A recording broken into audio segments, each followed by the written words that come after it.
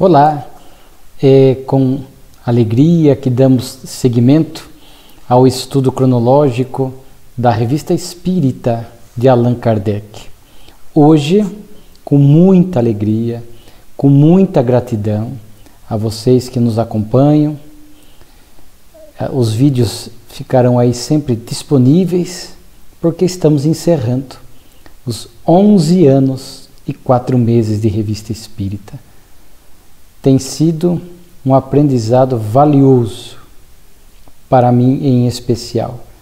Conhecer um pouco mais esta obra grandiosa de Kardec e poder compartilhar com os simpatizantes do Espiritismo, com os espíritas, que esses 136 vídeos possam circular, possam inspirar,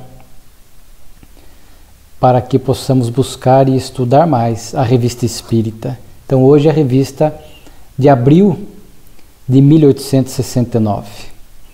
E aqui são 12 artigos, mas ao final nós vamos falar um pouco da revista de maio e de junho, porque também traz algumas informações valiosas. Na de abril são 12 artigos. Kardec começa com um aviso de mudança de endereço, da Revista Espírita. A sede estava se transferindo para outra localidade, assim como a sede da redação e o domicílio do senhor Allan Kardec estavam se modificando. Ele estava em mudanças, portanto. Por que eu falo isso? Por que eu mencionei? Porque sabemos que Kardec desencarnou dia 31 de março de 1869, vitimado de um AVC.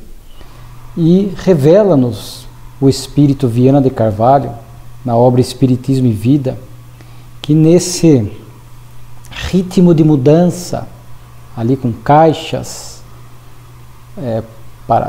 espalhada pela casa, pela localidade, nesses preparativos de mudança, Kardec havia tido um sonho especial, que encontrou-se com o Espírito de Verdade, com Jesus. E naquela manhã acordou profundamente feliz, impactado, impregnado por estas energias nobres provenientes do contato com Jesus. E toca a campainha um jovem querendo adquirir um exemplar da Revista Espírita. Kardec pega o exemplar para fazer a venda ao jovem. É movido de uma profunda emoção ao ver um jovem interessando-se pela doutrina, pela revista, e logo que faz a venda, ele tem um AVC, rodopia sobre os calcanhares e cai já em óbito. De forma que o último ato da vida de Allan Kardec foi a venda de um exemplar da Revista Espírita, que o deixou ali profundamente comovido. Então, fica para nós esse registro muito significativo. E Kardec vai trazer aqui também um artigo falando da Livraria Espírita. Nós vimos naquele projeto que Kardec apresentou na revista de dezembro de 68, falando do futuro do movimento espírita, dos cismas, das divisões e daquilo que ele esperava, preparando o espiritismo para o futuro, entendendo que havia necessidade de lideranças, de colegiados, conforme falamos quando estudamos a revista de dezembro de 68, e ali ele já falava da importância dos livros, de uma livraria espírita, de um catálogo espírita de obras de qualidade que pudessem fazer referência às ideias espíritas, colaborando para a divulgação do espiritismo. E aqui, em abril, ele junta, ele faz aqui, há algum tempo tínhamos anunciado o projeto de publicação de um catálogo, interessa, e a intenção de juntá-lo como suplemento a um dos números da revista. Então ele reconhece a utilidade, fala da fundação, eis que em que termos ela está anunciada no topo do catálogo que remetemos aos assinantes com o presente número. Então Kardec fala da importância, né, do desenvolvimento que as ideias espíritas têm tomado de alguns anos, que fizeram sentir a utilidade de uma casa especial para a concentração dos documentos concernentes a estas matérias. Fora das obras fundamentais da doutrina espírita, existe um grande número de livros, antigos e modernos, úteis ao complemento desses estudos e que são ignorados, visando preencher essa lacuna que foi fundada a livraria espírita, criada por uma sociedade de espíritas em vista dos interesses da doutrina, e renuncia pelo contrato que os liga a toda a especulação pessoal. Então vejo que Kardec lança esse catálogo, livros anteriores, posteriores à doutrina, mas que tratavam da ideia espírita. Vimos ao longo da revista, Kardec às vezes colocava o nome do artigo como Espiritismo por toda parte, ou trazia notícias bibliográficas, e ele tinha esse cuidado de buscar essas obras onde a ideia espírita estava ali explícita, vindo muitas vezes de não espíritas, vindo muitas vezes de pessoas da área científica, antes e depois. Lembramos que Kardec até cunhou espiritismo antigo e espiritismo moderno, e ele fazia questão de trazer as obras antes do espiritismo, mas onde estava o pensamento da imortalidade da alma, da influência dos espíritos sobre o mundo material, da reencarnação, enfim, de vários pontos da doutrina. Inclusive, já antecipando para não ficar repetitivo, nesta revista de abril de 69, ao final, bibliografia, Kardec cita 2 obras. Há uma vida futura, né? Então, onde o autor vai tratar de temas da doutrina espírita, muitas vezes sem se dizer espírita, mas colaborando para a divulgação do pensamento espírita, que naquela época de intenso materialismo era profundamente significativo, valioso. E a outra obra chamada A Alma, onde também Kardec cita que vários pontos sobre a demonstração da alma, da vida futura, da reencarnação, sob uma forma mais didática, mais científica, também esses temas são tratados. E ao final ele traz aqui sociedades e jornais espíritas no estrangeiro. Então Kardec falava de 2 sociedades bastante sérias, né? Em Sevilha, na Espanha, e em Florença, na Itália, fazendo menção a 2 jornais dessas respectivas localidades, o Espiritismo e, em Florença, o Vidente. Então Kardec fazia questão de demonstrar quanto foram surgindo trabalhadores para a doutrina espírita. De início, Kardec muito sozinho, e depois foram surgindo esses movimentos espíritas em Lyon, Bordeaux, outras localidades, citamos aqui Sevilha, Florença, onde os trabalhadores foram assumindo também a sua cota de responsabilidade, criando periódicos espíritas para que a questão não pudesse ficar apenas centralizada em Kardec. Mas sem dúvida que a revista espírita, sob os cuidados de Kardec, representou um marco. A grande tribuna do espiritismo chegou a ter mais de 4.000 assinantes no auge, também era de vendagem pública, então teve um efeito, um alcance muito significativo para a divulgação, o esclarecimento de dúvidas, o fortalecimento do ideal doutrinário no movimento espírita. E aqui Kardec ainda vai trazer profissão de fé espírita americana. Já vimos em outro artigo da revista, Kardec falando do movimento espírita na América do Norte, nos Estados Unidos em especial, e que alguns pontos tinham algumas diferenças. E aqui Kardec vai citar um artigo publicado num jornal lá dos Estados Unidos, olha que interessante, onde já tinha ocorrido a 5ª Convenção Nacional dos Delegados dos Espíritas das diversas partes dos Estados Unidos. Então veja que naquela época os Estados Unidos já havia realizado encontros, congressos, conferências. E Kardec cita porque nesse jornal foram trazidos 19 pontos, princípios. E é interessante que lá nos Estados Unidos, uma diferença capital naquela época é que não se dava o nome de espiritismo, chamava-se espiritualismo, mas apresentando a ideia espírita. Na atualidade, já de muito tempo, já isso foi sanado e hoje já se usa na língua inglesa o termo espiritismo. Nos Estados Unidos, conhecemos um pouco do movimento espírita, temos alguns amigos lá, onde essa questão da nomenclatura já foi sanada há muito tempo. Kardec cita esses 19 itens que foram estabelecidos nesta quinta convenção.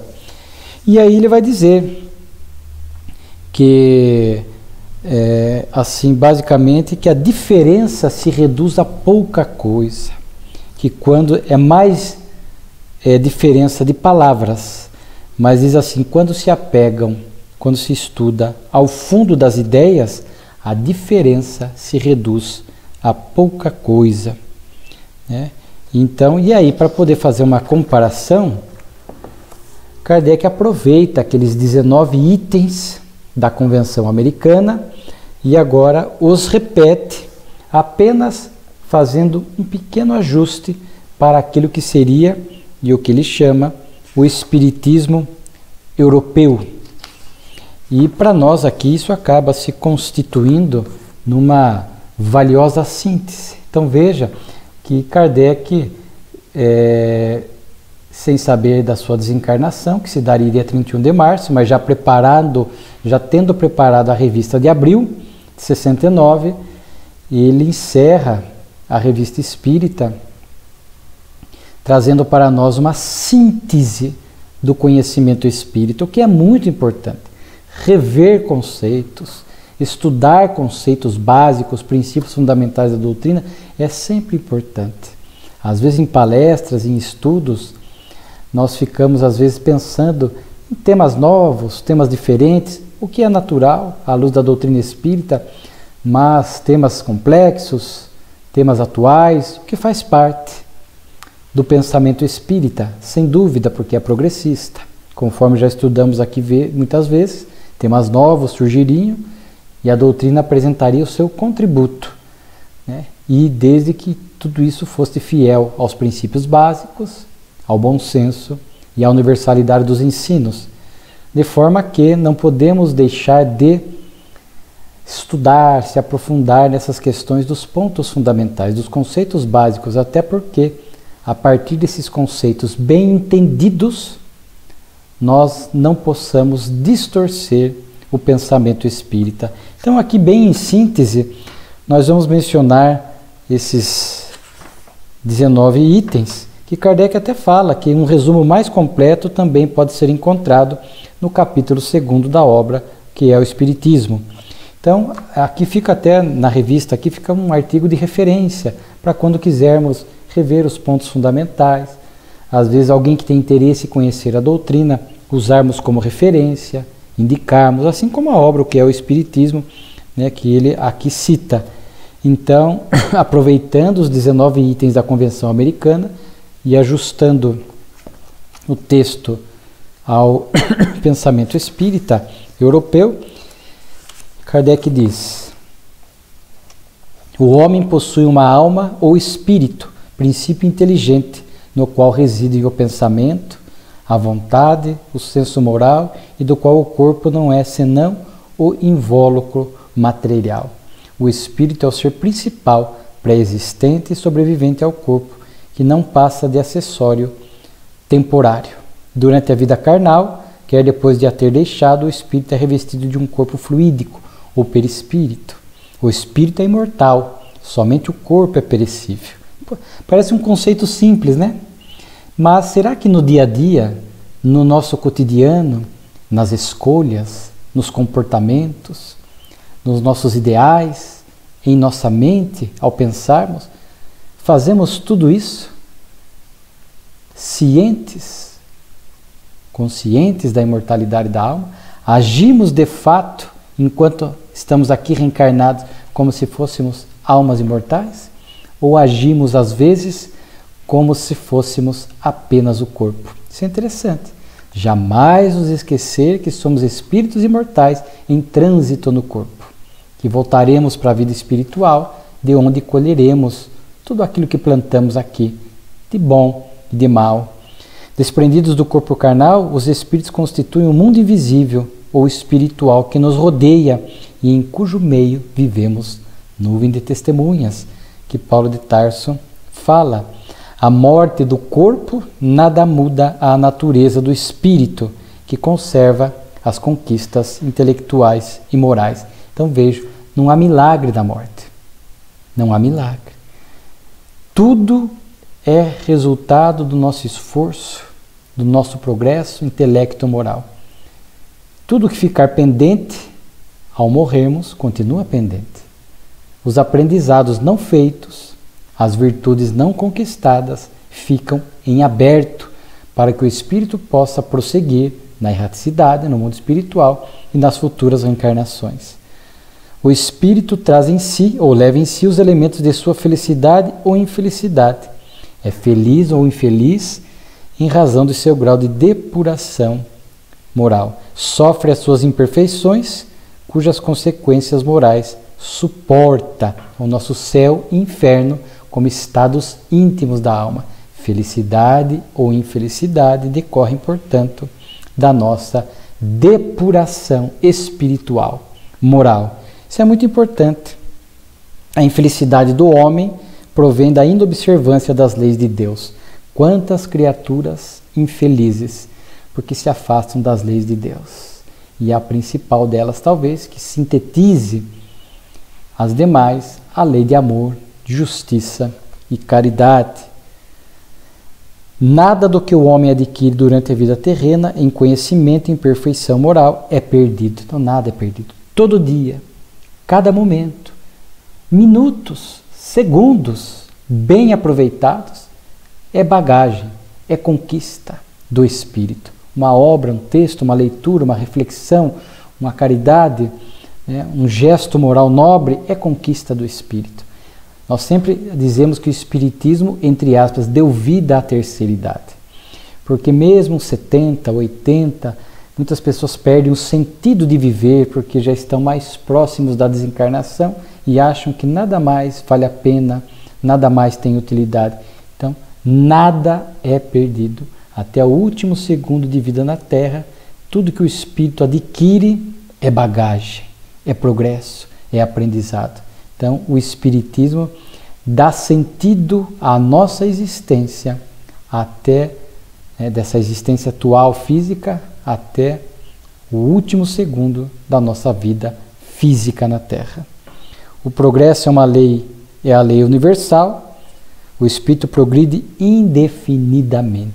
Já estudamos aqui na revista, né?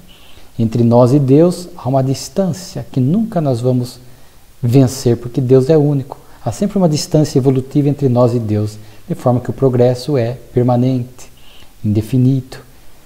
Estaremos sempre em processos de aprendizado, de progresso.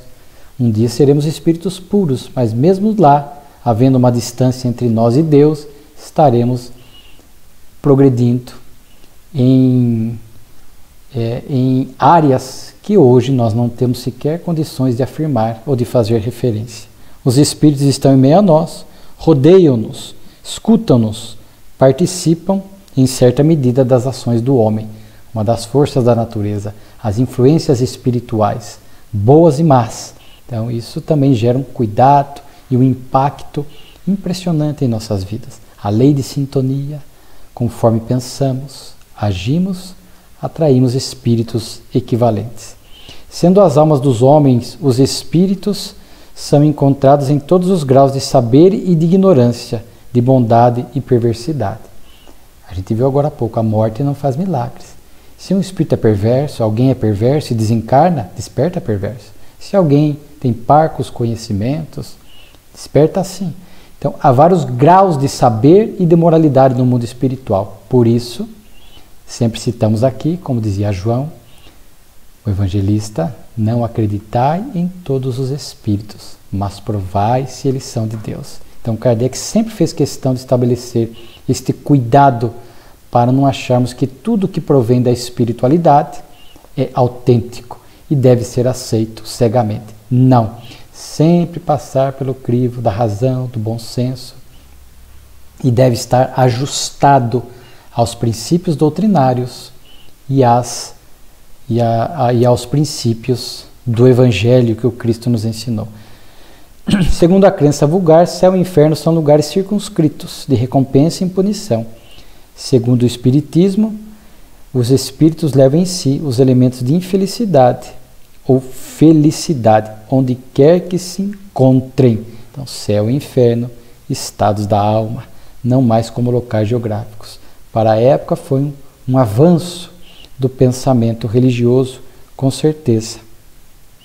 À medida que os espíritos avançam na perfeição, habitam mundos cada vez mais adiantados, física e moralmente.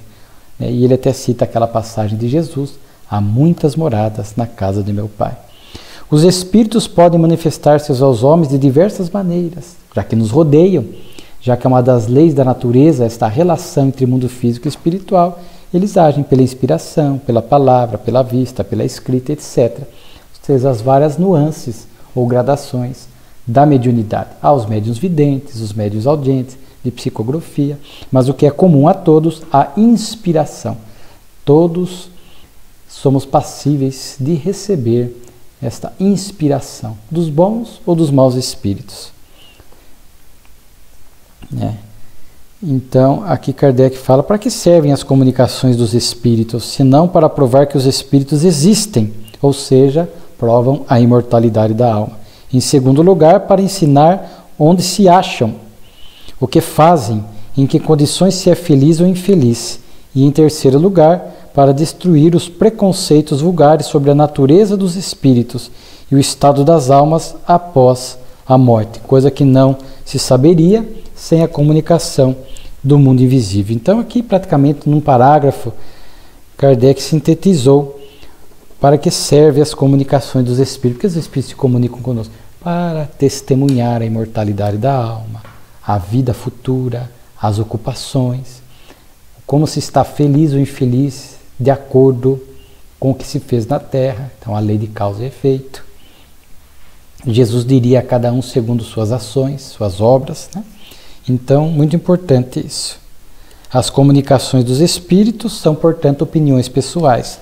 Não devem ser aceitas cegamente. Kardec vê que ele tinha um cuidado com isso. E, infelizmente, hoje, na atualidade do movimento espírita, muitas obras mediúnicas de má qualidade, porque médiuns aceitam cegamente, espíritas aceitam cegamente, porque é mediúnico, sem cuidar de avaliar o conteúdo e ver se são fiéis aos princípios da doutrina espírita e, conforme já dissemos, a universalidade dos ensinos. Sendo as comunicações a consequência do incessante contato dos espíritos e dos homens, elas se deram em todos os tempos, fazem parte das leis da natureza e nada tem de miraculoso.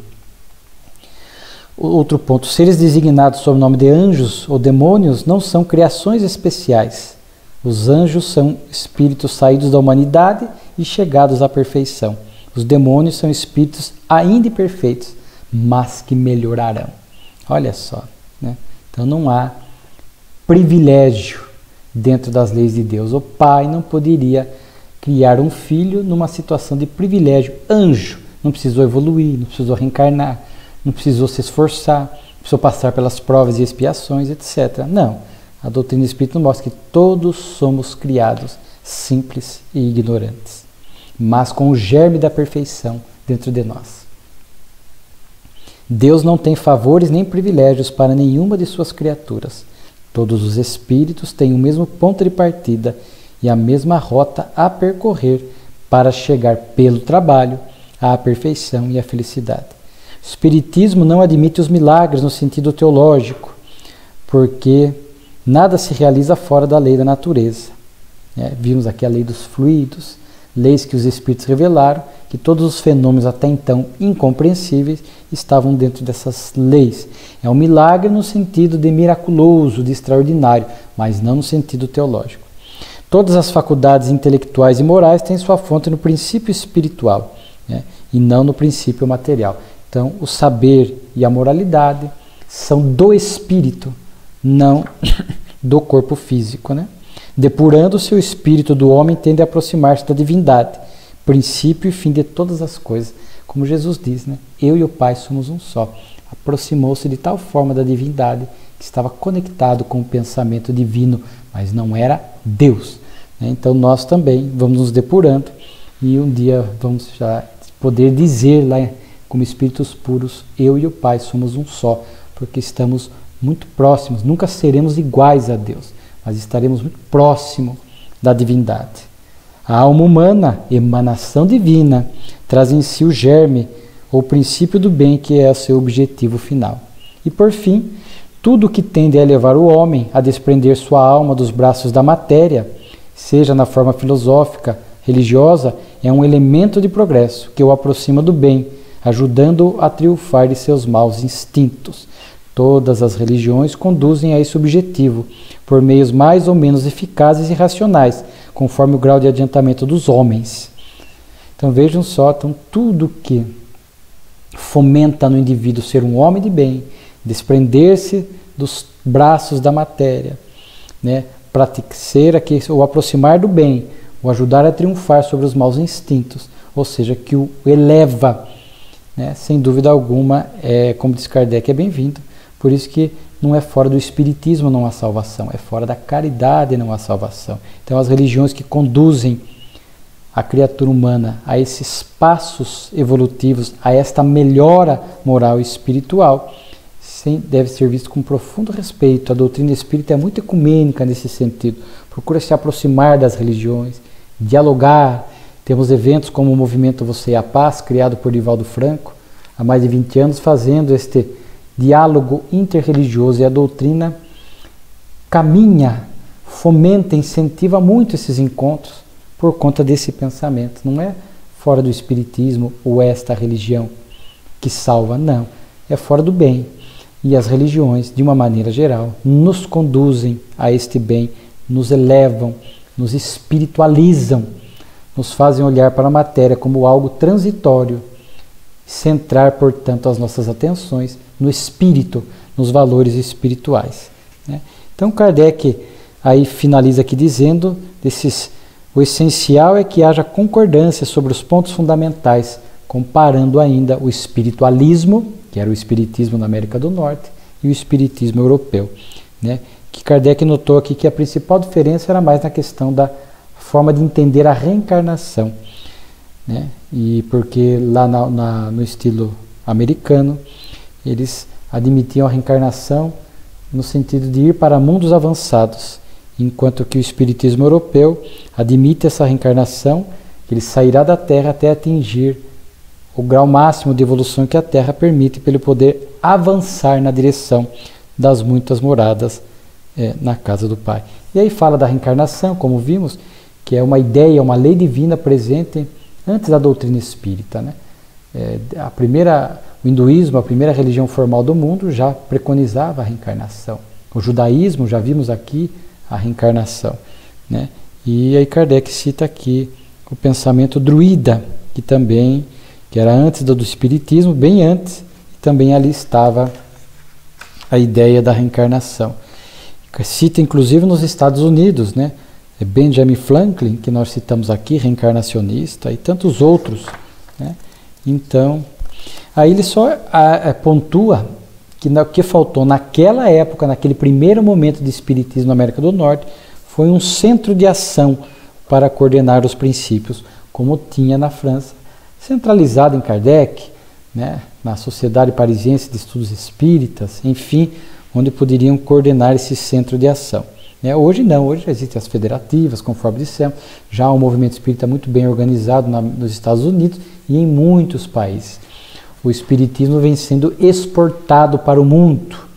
Vimos uma comunicação aqui da Revista Espírita, onde já se falava que o berço dos fenômenos foi nos Estados Unidos, o berço filosófico do Espiritismo seria na França, o foco estava naquela época dirigido para a França, e o berço religioso seria para um outro país, não cita qual, mas hoje, pela obra Brasil, Coração do Mundo, Pátria do Evangelho, sabemos dessa missão do Brasil, de Coração do Mundo, Pátria do Evangelho, e um dos sentidos dessa expressão é exportar o Espiritismo para outros países, muitos brasileiros trabalhando no exterior, né? E aí Kardec vai citar, retomando um artigo de março de 69, para quem acompanhou conosco, as conferências do senhor Chevillard, onde ele queria ali desconstruir a ideia espírita, achando que por detrás de todos os fenômenos não há a presença de um espírito, mas sim o próprio encarnado, através do seu magnetismo pessoal, produzindo os fenômenos. Kardec refutou, dizendo como explicar as manifestações inteligentes, espíritos que se comunicavam, trazendo pensamentos, ideias, conceitos, entes queridos desencarnados que traziam mensagens autênticas, dando detalhes, consolando os parentes. Como explicar isso pelo fluido pessoal do encarnado? Talvez nos efeitos físicos o autor pudesse, dentro do seu conceito, ter uma certa lógica dentro do seu conceito. Mas quando nós falamos dos fenômenos, a manifestação espiritual de efeitos inteligentes, aí já fica sem lógica. Kardec diz que não tem muito o que falar, porque ele já havia tratado desse assunto em março, né? E disse que vários sistemas foram sendo construídos ao longo do tempo e refutados pela doutrina espírita, né? A ação exclusiva do fluido nervoso ou magnético do encarnado, o reflexo do pensamento dos médiuns e dos assistentes nas manifestações inteligentes, mas vimos que às vezes os espíritos trazem informações que nem os médiuns conhecem, nem os encarnados sabem, e depois é comprovada a veracidade. Então, como explicar isso?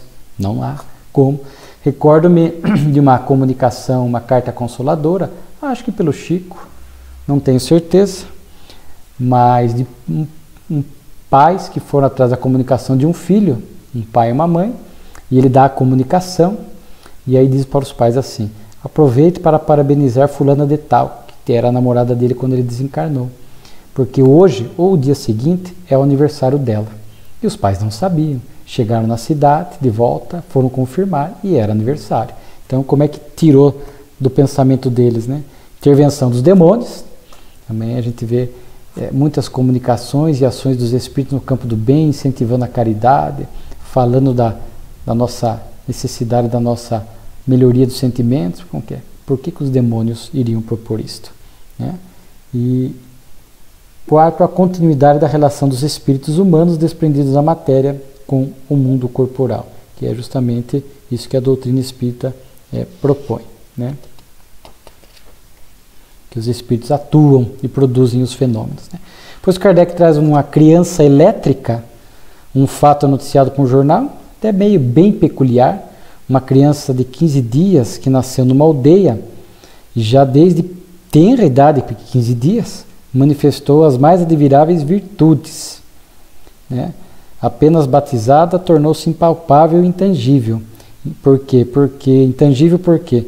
Porque ela era carregada de eletricidade. Algumas pessoas tocavam a criança e sentiam esses impulsos elétricos. E também era luminosa, porque das suas extremidades se escapam, por momentos, eflúvios brilhantes que a fazem assemelhar-se a um lucíola, né? Então é interessante sair luz, né, das extremidades da criança, né? Então isso aguçou a curiosidade de várias pessoas. Inclusive os pais, foi oferecido, veio o padre, não conseguiu entender, veio um cirurgião, também não se pronunciou, e é uma pessoa que, o artigo do jornal diz, um malandro da região, querendo alugar o menino, a razão de 200 francos por mês para mostrá-lo nas feiras, né? Então, você vê que é sempre os mal intencionados, né? E os pais queriam ganhar também, porque teriam que acompanhar a criança, e isso gerou um atrito entre eles, né? Kardec fala que não há nada de sobrenatural nisso, é um fenômeno físico, né? E Kardec aí consulta os espíritos e os espíritos explicam que a criança nasceu dessa forma, primeiro para atrair o interesse da ciência. Então, às vezes, alguns nascem com algumas peculiaridades, produzindo fenômenos incomuns para chamar o olhar da ciência para investigar aquilo, como crianças que lembram de vidas passadas, né? Por exemplo, para aguçar o olhar da ciência para estudar dentro dessa perspectiva científica a questão da reencarnação. E aqui o Espírito até explica que o espírito daquela criança, numa vida passada, né, ele diz assim, o espírito se orgulha da impressão que produz. Era um taumaturgo de uma espécie particular que passou sua última existência a brincar de pessoa santa, em meio aos prodígios que se tinha exercitado a realizar, e quis continuar seu papel nesta existência. Para atrair o respeito e a veneração, quis nascer como menina em condições excepcionais. Se viver, será um falso profeta do futuro e não será o único. Quanto ao fenômeno em si mesmo, é certo que terá pouca duração. A ciência deve apressar-se. Então havia dois interesses, né? A divindade permitiu, embora a intenção distorcida do espírito, porque queria passar orgulhoso essa imagem de santo, então queria vir num corpo com produzir esses recursos especiais por curto tempo, e ao mesmo tempo as leis divinas permitiram, porque serviria para aguçar o interesse da ciência, né? Depois é citado aqui um padre médium curador, já vimos alguns artigos também nesse sentido, né? Kardec até diz, para os espíritas, né? O assinante, né? O que estava trazendo a notícia a Kardec, que era espírita, diz, para os espíritas isso nada tem de admirável. Aqui até narra que ele estava sendo denunciado por exercício ilegal da medicina, e o policial que foi prendê-lo, o próprio padre diz, olha, vejai o que eu posso produzir. Estais doente? Não. E aí ele propõe ao policial que ele ficasse de ponta cabeça durante alguns minutos, e diz que saiu, um verme dele caiu na vasilha, e aí o policial, maravilhado com aquela ação do padre, o leva e o testemunha a favor dele perante o magistrado que o pôs em liberdade. Pois Kardec traz aqui variedades, também é algo interessante, porque é o caso que alguns chamam de estigma, ou estigmata, que algumas pessoas produzem, aparecem com as marcas do Cristo, da crucificação, as marcas, né, nos pulsos, nos pés, alguns completos, 5 marcas no peito, né, outros só nas mãos, outros nos pés e nas mãos, e outros apresentando todas as 5 feridas, as 5 chagas, né? E aqui Kardec narra que um jornal publicou de um fenômeno desse, de uma jovem de 18 anos, que todas as sextas, num período da 1h30 às 4h30, caía num estado de êxtase cataléptico. Nesse estado ficava deitada, braços estendidos, um pé sobre o outro, na posição de Jesus na cruz, com os membros rígidos, e durante a crise as 5 feridas se abrem. Depois da crise o sangue cessa de correr, as chagas se fecham e são cicatrizadas em 24 horas, né? Aí fala, uma repetição de casos de pessoas estigmatizadas. Interessante que em junho de 69, portanto já não mais sob os cuidados de Kardec, que a revista vai prosseguir, até hoje ela está no formato eletrônico, sob os cuidados do Conselho Espírita Internacional, mas nós nos preocupamos em estudar aqui a revista sob o período de Kardec. Mas em junho de 69 é um artigo de cunho meio científico, mas admitindo a existência do espírito, dizendo que isso poderia ser um produto da imaginação, a ação da mente da pessoa sobre o corpo. Esses estados de catalepsia, né, gera este desligamento provisório e não definitivo do espírito em relação ao corpo, produzindo muitas vezes algumas alterações no corpo físico. Então, pode ser sim efeito da imaginação, a ação da mente do próprio espírito, né? Onde agindo, né? E aqui parece que no artigo de junho, quando há no artigo de junho, quando há essa explicação, né, é mencionado aqui que a pessoa tinha tinha assim uma espécie de uma postura, de uma convicção religiosa muito intensa. Então falam que é produto da imaginação.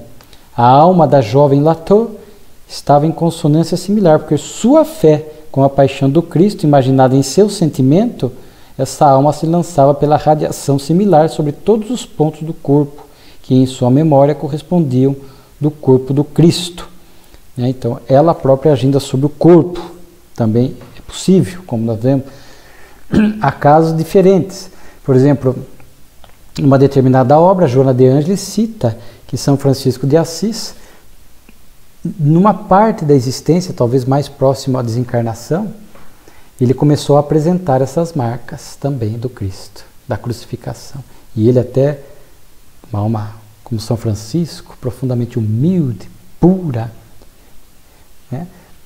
tentava até esconder para que isso não chamasse a atenção das pessoas. No caso dele, não era um efeito da imaginação, ou também, o que nós poderíamos supor, também não é impossível, uma ação obsessiva, mas no caso de São Francisco era realmente uma alma profundamente sincronizada, identificada com Jesus. Como Paulo disse, eu e o Cristo somos um só. São Francisco, eu e o Cristo somos um só, porque ele já vivia, Paulo, já não sou eu que vivo mais, o Cristo que vive em mim. Eu e o Pai somos um só, é a fala do Cristo. Então devia-se Paulo com essa identificação, e São Francisco também, já não era ele que vivia mais, mas era a mensagem do Cristo, de vida, de amor, de paz, que se fazia ali na vida de São Francisco. Era um espírito nobre, conviveu com Jesus, São Francisco como João Evangelista. Então essa profunda identificação dessa alma com Jesus fez com que, inconscientemente, ele apresentasse essas marcas no corpo. Não era necessário, seus atos morais já demonstravam isso, mas ali as leis divinas, os espíritos entenderam como algo necessário para como chancelar, como mostrar como São Francisco para nós é a perfeita identificação, a vivência daquilo que a criatura humana pode fazer, realizar e progredir, tendo Cristo como parâmetro. Então, existem vários casos de estigmas, as pessoas estigmatizadas, aqui agindo sob o efeito da imaginação, o próprio espírito agindo sobre o corpo, num momento de catalepsia. Não descartamos questões obsessivas, às vezes, e almas profundamente vinculadas ao Cristo, almas crísticas, que possam também apresentar estas marcas no corpo físico. O Despertar do Senhor Louis é um artigo de 69, lembra um espírito que dormia, ele morreu, e no mundo espiritual não reconhecia a sua situação de desencarnado, e achava-se que estava sonhando. E aí agora, Kardec traz uma comunicação dele, porque ele enfim despertou. Então era uma comunicação do espírito. Vimos aqui várias vezes os progressos que acontecem no mundo espiritual. O espírito progride, esse espírito progrediu e percebeu que de fato ele estava desencarnado. Então ele fala, veja o que fui. E ele estava sendo socorrido por Jobard, espírita já desencarnado. Percorro com Jobard distâncias imensas. Vivo, concebo, combino, possuo a minha vontade e meu livre-arbítrio. Assim, nem tudo morre. Não éramos, pois, uma agregação inteligente de moléculas, só o corpo. Éramos mais do que isso. É, pois, muito verdadeiro, o espírito permanece. E ele com a ajuda do Jobard. E esse mesmo espírito agora, Louis de Noyer, dá uma outra comunicação, fazendo referência a uma alma nobre. A alma de Alphonse Marie Louis de Lamartine. Então, poeta, escritor, político francês, Lamartine, escreveu livros de poema dentro do romantismo, e é uma alma muito nobre. Então ele próprio aqui, ao se referir na comunicação, fala, Lamartine era um grande e um nobre espírito, cavalheiresco, entusiasta, verdadeiro mestre, um diamante puro, bem lapidado, belo, grande, predestinado, sabia pensar, escrever, falar, Era um inspirado, um transformador, poeta, mudou o impulso da literatura, prestando-lhe suas asas prodigiosas. Então vejo aqui fazendo referência que tratava-se da reencarnação, Lamartine, de uma alma profundamente nobre. Né? E depois, em dissertações espíritas, vejamos como é interessante, né? Vem o próprio espírito de Lamartine, Alphonse de Lamartine, se comunicar e realmente falando: se o sentimento do infinito estava desenvolvido em mim, se a presença divina palpitava em páginas entusiásticas, é que eu devia abrir a minha trilha, é que eu vivia na presença de Deus, e esta fonte jorrando incessantemente sempre me fez crer no bem, no belo, no direito, no devotamento, na honra do indivíduo, na honra da nação. Então ele fala aqui: morri como cristão, compreendi o pensamento de Swedenborg e da escola dos teósofos, e aí ele fala: minha transição, minha chegada no mundo espiritual não foi penosa. Como o pólen de uma flor, meu espírito, levado por um turbilhão, encontrou a planta irmã. Então olha, já usando linguagem poética. Como vós, eu a chamo de erraticidade.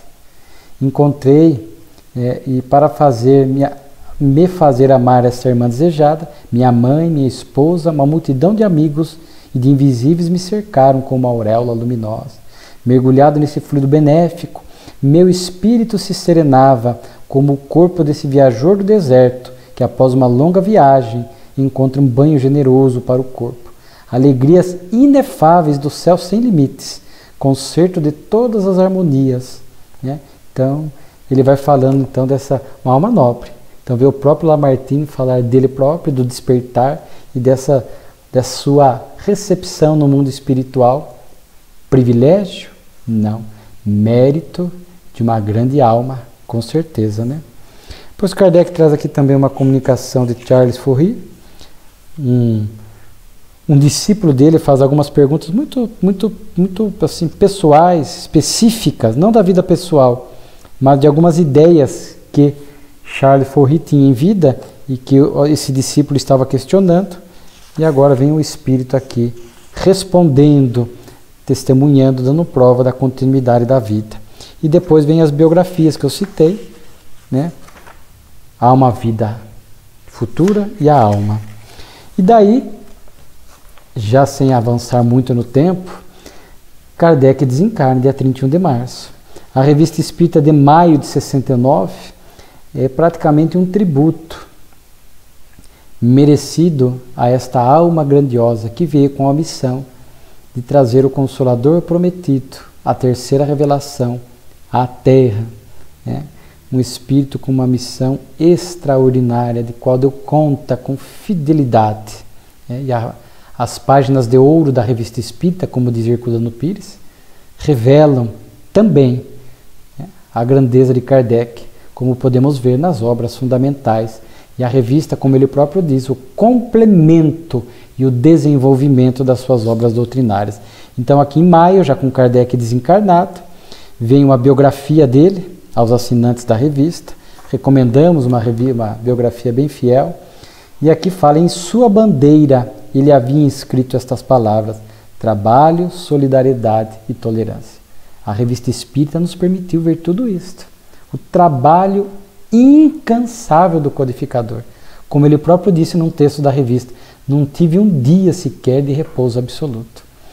Todos os dias, em algum momento, dedicado ao Espiritismo. Solidariedade, vimos o lado amoroso, o lado caridoso de Kardec, as virtudes do codificador, poderíamos dizer a alma do codificador, expressas nas páginas da Revista Espírita.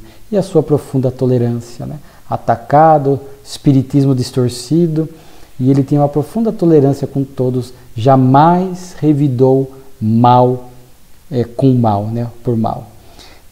Então ele adota este lema, que para nós é uma inspiração, trabalho, solidariedade e tolerância, que segundo alguns, ele teria adaptado dos elementos da educação de Pestalozzi, que era trabalho, solidariedade e perseverança.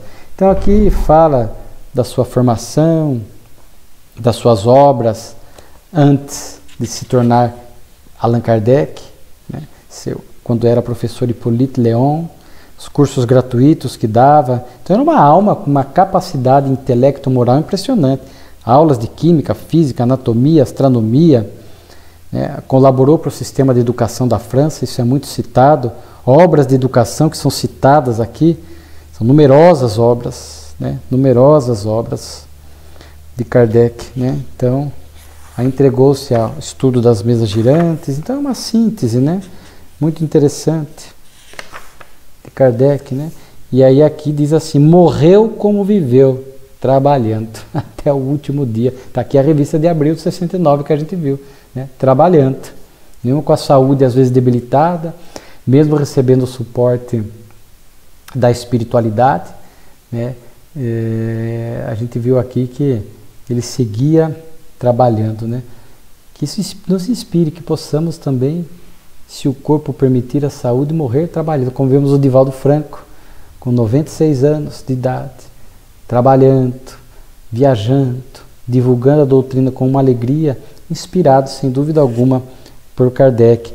E aí, em maio, tem também alguns discursos maravilhosos, né, no enterro de Kardec, do vice-presidente da Sociedade de Paris, Sr. Levin, né, e ele diz aqui: não te dizemos adeus, mas até logo, até breve, né, com a visão espírita.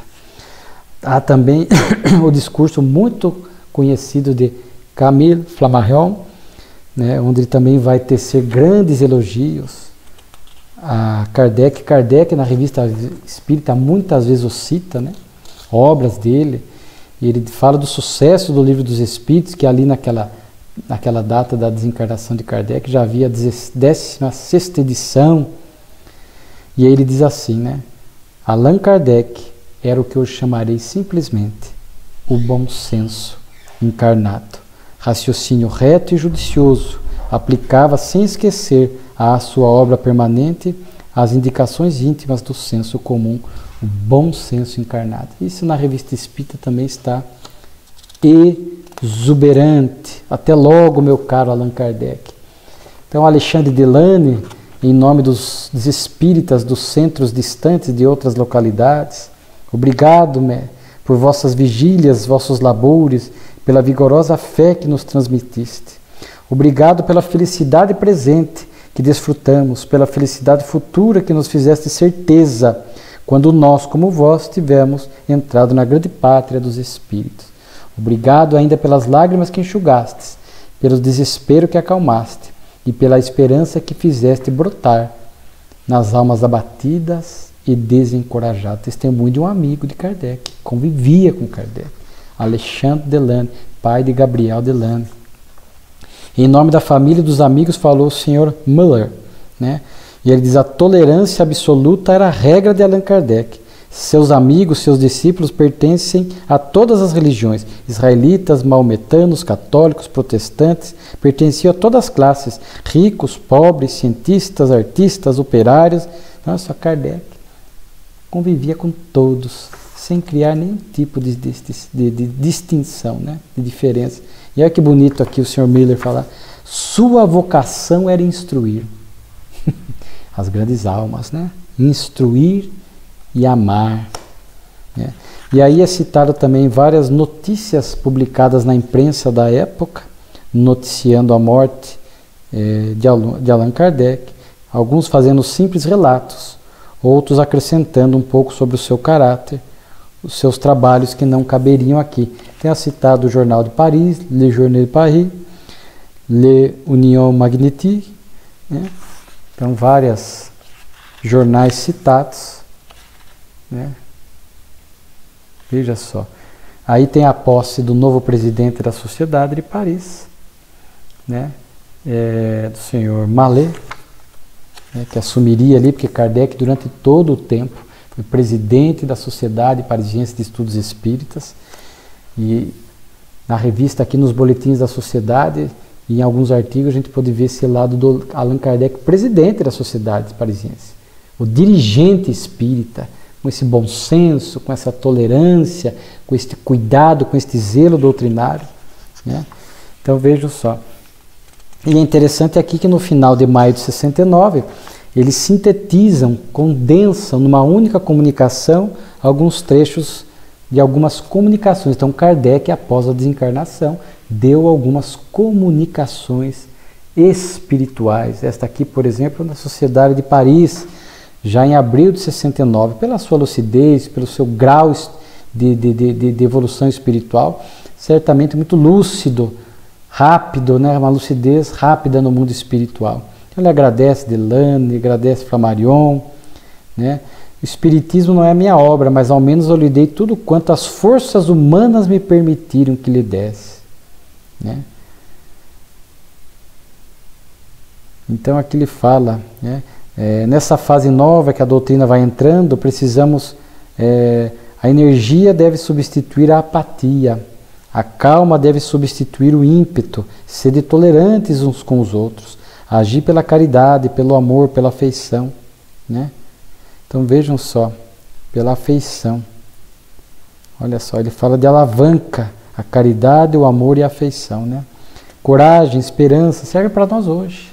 Esta comunicação de Kardec espiritual para nós hoje. Nós precisamos de energia, de alegria, de disposição para trabalharmos, agirmos como espíritas na sociedade e também atuarmos na causa espírita. Nada de apatia, de desânimo, de insegurança, energia, vigor, tolerância, calma, nada de impulso, de ímpeto, né? Então, a comunicação. Ah, como serei feliz, meus amigos, ao ver que meus esforços não terão sido inúteis e que Deus terá abençoado a nossa obra. Veja só, e ele fala então dessa humanidade do futuro. Então na Terra não mais existirá o mal, nem o sofrimento, nem a dor, porque os verdadeiros males, os sofrimentos, as dores cruciantes vêm da alma, né? Somos irmãos. Que comunicação bonita, né? E aí em junho de 69, eles trazem também um texto de Kardec que estava guardado, lindo, que está em obras póstumas, chamado O Caminho da Vida, onde ele compara as reencarnações a um viajante passando pela floresta. Passa pela primeira vez pela floresta, sem conhecer muito o caminho, se machuca, se perde, ele passa novamente a segunda vez pela floresta, agora já mais cuidadoso, a terceira vez já conhecendo, é a reencarnação, né? À medida que o espírito vai progredindo e passando pelas reencarnações, ele vai adquirindo progresso e mais habilidade para viver no mundo sem ser do mundo. É muito bonito esse texto de Kardec, né? E aqui só para... Eles citam a pedra tumular de Kardec, né? Citam, está aqui em junho de 69, aquela questão da jovem Latô, das marcas do Cristo, né? E traz mais uma comunicação de Kardec. É lindo, é lindo. Kardec fala assim: o exemplo é o mais poderoso agente de propagação, ou seja, o nosso exemplo, né? O que vos aconselho antes de mais nada é, sobretudo, a tolerância, a afeição, as simpatias uns pelos outros. Quando vedes um cego na rua, vosso primeiro sentimento é a compaixão, que assim seja também para os vossos irmãos cujos olhos estão fechados e velados pela treva da ignorância ou da incredulidade. Olha que proposta de Kardec, linda, linda. Se a gente vê um cego na rua, um cego físico, a gente é movido de uma compaixão. Se a pessoa vem e bate em nós, assim, não trupica em nós, a gente entende, porque é um cego, não está enxergando. Temos compaixão, ninguém vai brigar, né? Ninguém vai xingar um cego que não nos viu, naturalmente, e bateu em nós.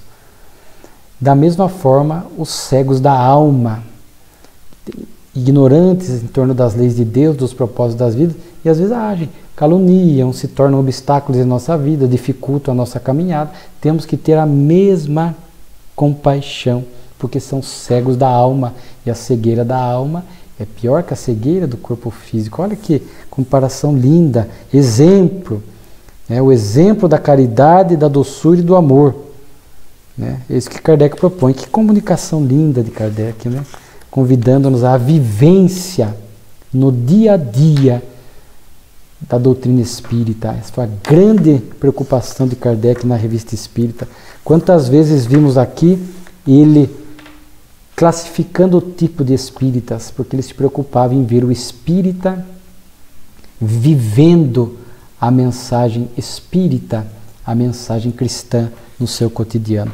E depois, aqui no final é citado que ao longo do segundo semestre de 69, da Revista Espírita, também tivemos outras comunicações de Kardec.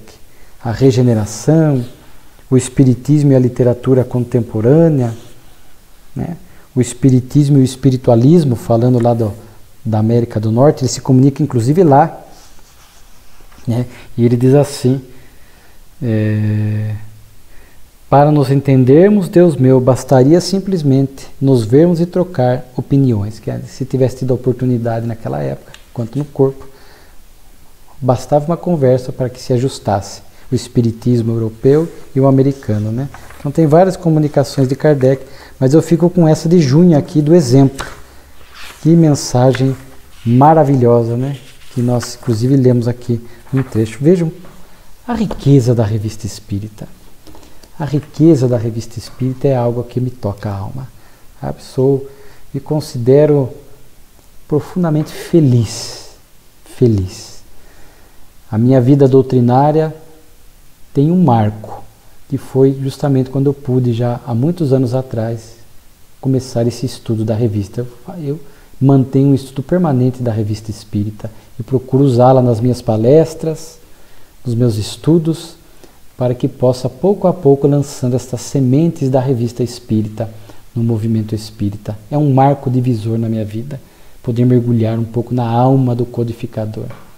Agradeço, foram 3 anos e 2 meses aproximadamente, que estávamos gravando esses 136 vídeos da revista, finalizando hoje com a alma rejubilada, agradecida por Kardec. Estudar a Revista Espírita é conhecer mais a fundo, repito, a alma do codificador. Esses vídeos vão ficar disponíveis aí no YouTube, no Facebook, que possamos divulgar, né? Não por este que vos fala, mas pelo conteúdo da Revista Espírita, né? O mais importante, o mensageiro é menos importante. O mais importante é o teor da mensagem. E a Revista Espírita possa continuar tocando as nossas almas. Que cada um de vocês que estão aí na Casa Espírita, no Movimento Espírita, no grupo de estudo, que divulgam a doutrina, possam usá-la como inspiração e citá-la para que possamos mais à frente termos a Revista Espírita muito mais conhecida do movimento espírita, do próprio espírita. Quanto conhecimento nesses 11 anos e 4 meses, quantos temas, são 1.500 artigos aproximadamente. Mais de em torno de 4.500 páginas, na edição francesa 4.400, na portuguesa estima-se 4.800 páginas. É muito conteúdo. É muito conteúdo iluminativo. Então eu fico profundamente gratificado de poder ter compartilhado com vocês esses 11 anos e 4 meses da Revista Espírita. E aqui eu só poderia encerrar realmente agradecendo ao nobre codificador por essa dedicação, né? Não só das obras fundamentais, a revista, a Sociedade de Paris, as cartas, as viagens, é de impressionar. É de impressionar. Que o lema de Kardec possa nos inspirar sempre à vida. Trabalho, solidariedade e tolerância. E Jesus sendo esta fonte maior, inspirando a nossa vida.